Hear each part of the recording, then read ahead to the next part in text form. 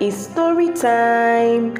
Welcome to the third episode of Pain into Purpose, Fictional Relatable Stories, the audio version with the unscathed woman. In today's episode, we are going to be talking about a beautiful woman named Esther. Once upon a time, in the beautiful city of Jos, there lived a woman named Esther. Her life had been a series of trials and heartbreaks that had left her feeling lost and shattered. From the untimely loss of her parents to a failed marriage, Esther carried the weight of pain with her every day. For years, she allowed her sorrow to consume her, living a life filled with bitterness and regrets. But one fateful day, something within her began to stir, a glimmer of hope that whispered of a different path. Esther realized that she had a choice. She could either let her pain define her, trapping her in an endless cycle of despair, or she could gather the fragments of her broken heart and transform them into something beautiful. Determined to find purpose amidst the wreckage of her past, Esther embarked on a journey of self-discovery. She sought solace in therapy, embracing the power of self-reflection and inner work. With each session, she unraveled the layers of her pain, pinning back the walls she had built around her heart. As Esther's wounds slowly began to heal, she realized that her experiences had equipped her with a unique empathy for others who were suffering. She recognized that her pain had cultivated a profound understanding of the human condition, a deep well of compassion waiting to be unleashed. Driven by this newfound sense of purpose, Esther set out to make a difference in the lives of those around her. She decided to start a podcast and a YouTube channel for domestic abuse survivors, drawing from her own journey of overcoming adversity to guide and uplift others. Esther listened to the stories of all her listeners and felt their pain and assured them that they were not alone.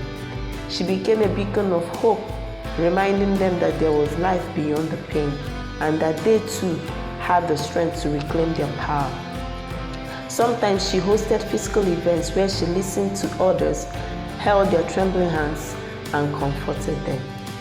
Esther went ahead and founded her own non-profit organization called Renewal Heaven. Its mission was to empower individuals who had experienced trauma by providing them with resources, counseling, and a safe space to heal. Through Renewal Heaven, Esther collaborated with local schools, community centers, and support groups, spreading awareness about trauma and offering guidance on the journey to recovery.